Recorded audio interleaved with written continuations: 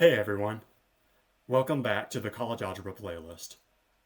In the previous two videos, we took a look at inequalities and compound inequalities. Alright, so in this video, we're ready to move on to absolute value inequalities.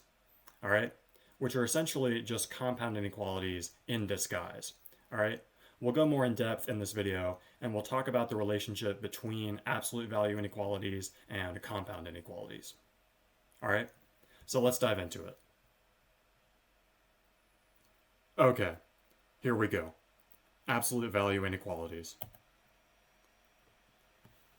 Let's do a brief recap of everything we looked at in the previous video. Alright, there are two types of compound inequalities.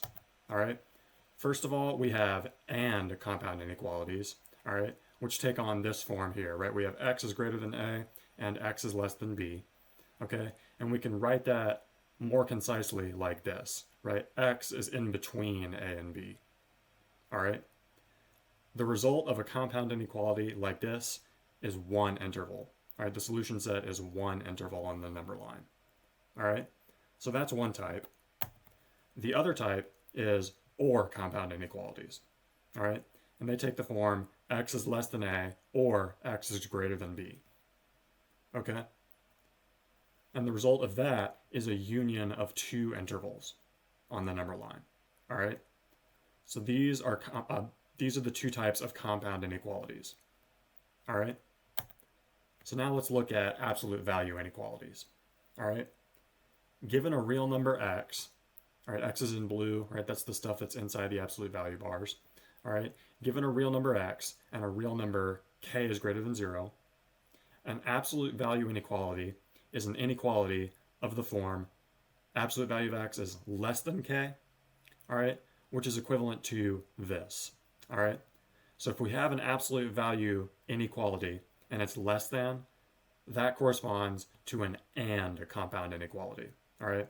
X is in between negative k and positive k, all right? Or we could have this, right? The absolute value of x is greater than k, all right? That's equivalent to this, all right? X is less than negative k or x is greater than k, all right? So if we have a greater than in the absolute value inequality, that corresponds to an or compound inequality, all right? And these statements also apply to less than or equal to and greater than or equal to, okay? So that's what's happening with absolute value inequalities, all right? Let's look at an example, all right? First, let's look at the less than. Okay, we have absolute value of x is less than k, okay? For an example, let k equal 3, all right? If we have absolute value of x is less than 3, that means that the distance of x away from 0 is less than 3. Okay, remember that absolute values represent distances away from 0 on the number line. Okay? So the distance is less than 3. All right? On the number line, here's what that looks like. All right? Every number in this shaded blue interval has a distance away from 0 that's less than 3. Okay, let's look at a couple of examples, right? Here we have absolute value of negative 2 is equal to 2, all right? It's a distance of 2 away from 0, all right? And 2 is less than 3. Okay, so it's included in the solution set.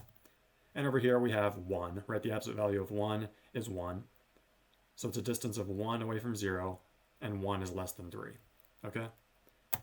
So every number in this shaded interval satisfies the absolute value inequality, all right? We have x in between negative 3 and 3. All right, the stuff in blue is sandwiched in between the opposite of the right-hand side and the right-hand side, okay? And if we wanted to express this in interval notation, we would say negative 3 to 3, and we would use parentheses to indicate that negative 3 and 3 are not in the solution set, okay? So that's what's happening with the less than case, all right? Let's look at the greater than case, all right? Let's let k equal 2, okay? If we have the absolute value of x is greater than 2, that means that the distance of x away from 0 is greater than 2, okay?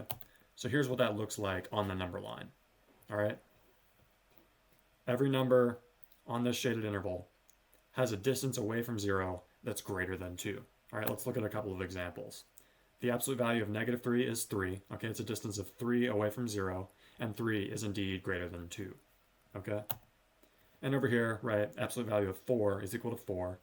It's a distance of 4 away from 0, and 4 is greater than 2. All right? So we have x is less than negative 2, or x is greater than 2. All right?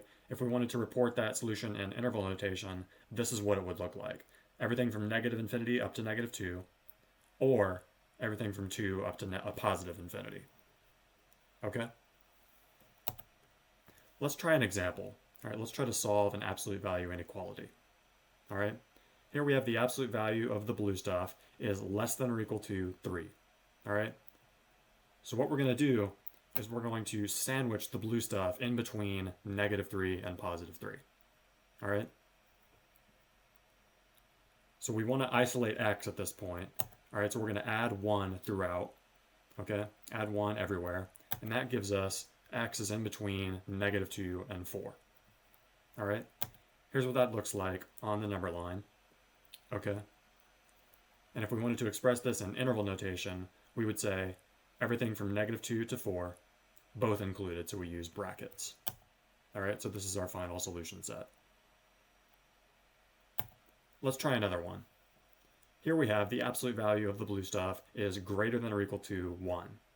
All right? So this is the other case. All right? If it's greater than, what we do is we split this up into an or compound inequality. All right? We set the blue stuff less than or equal to negative 1, right? The opposite of the right-hand side. Or we set it greater than or equal to the right-hand side itself. All right?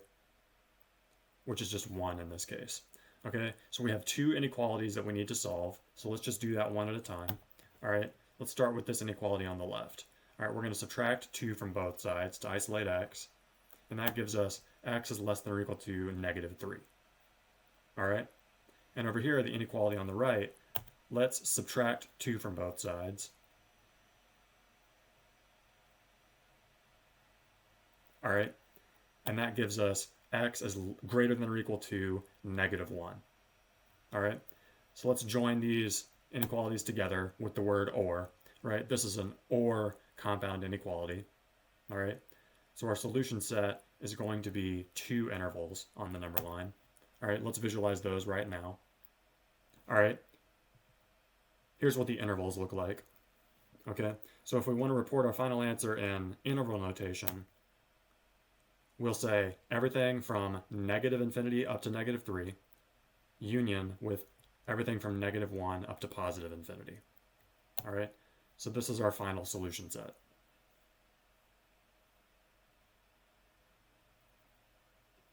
All right.